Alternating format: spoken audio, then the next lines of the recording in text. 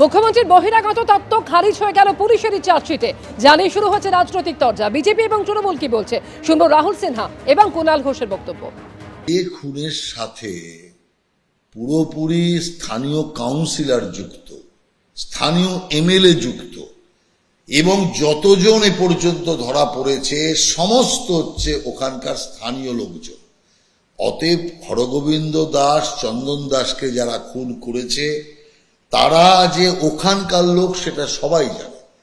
মুখ্যমন্ত্রী কিভাবে খুনিদের বাঁচাতে চায় এটা হচ্ছে তার সবচেয়ে বড় প্রমাণ।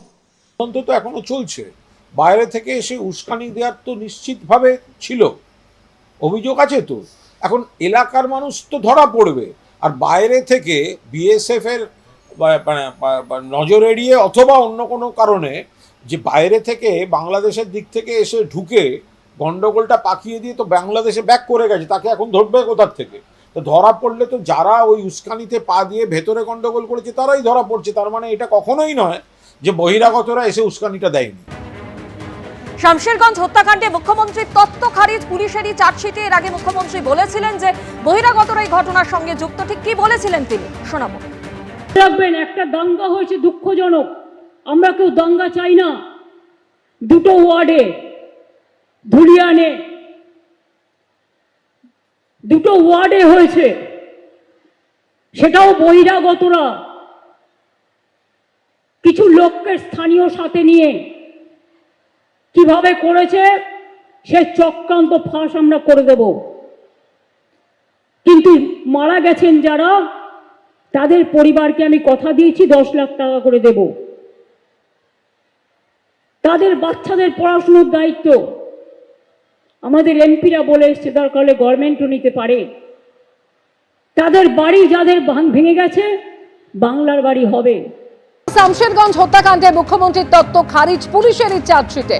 বহিরাগত তত্ত্ব মুখ্যমন্ত্রীর, আর সেই তত্ত্ব খারিজ হয়ে গেল পুলিশের চার্জশিটে, যেখানে 13 অভিযুক্ত এই শামশেরগঞ্জের। 11 এপ্রিল শামশেরগঞ্জের জাফরাবাদে বাবা এবং ছেলেকে কুপিয়ে নৃশংসভাবে খুন করা হয়েছিল।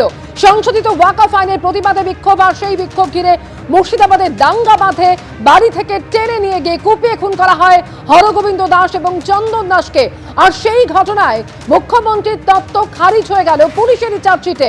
বহিরাগত তত্ত্বর কথা বলেছিলেন মুখ্যমন্ত্রী, আর পুলিশের চার্জশিটে যাদের নাম রয়েছে তাদের মধ্যে 13 অভিযুক্তই হচ্ছে শামশেরগঞ্জের। টেলিফোনে রয়েছেন আমাদের সঙ্গে প্রতিনিধি রাজশ্রী দত্তগুপ্ত। অর্থাৎ রাজশ্রী, পুলিশের যে চার্জশিট সেখানে 13 জন অভিযুক্তই হচ্ছে শামশেরগঞ্জে, কিন্তু মুখ্যমন্ত্রী বলেছিলেন বহিরাগতের কথা।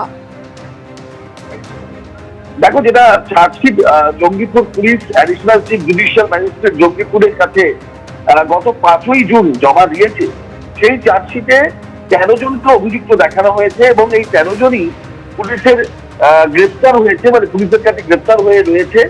এবং এই 13 জনের যে নাম ঠিকানা দেওয়া হয়েছে চার্জশিটে বিস্তারিত ভাবে, তাতে দেখা যাচ্ছে যে প্রত্যেকেই কিন্তু শামশেরগঞ্জ এলাকারই বাসিন্দা এবং অনেকেই, বেশিরভাগ যদি আর কি শামশেরগঞ্জ থানা এলাকার বাসিন্দা।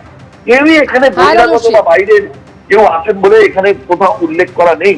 এবং এই চার্জশিট আদালতে জমা করেছে, এরাই মূলত দোষী বলে চার্জশিটে উল্লেখ করেছে জঙ্গিপুর পুলিশ। ধন্যবাদ রাজশ্রী।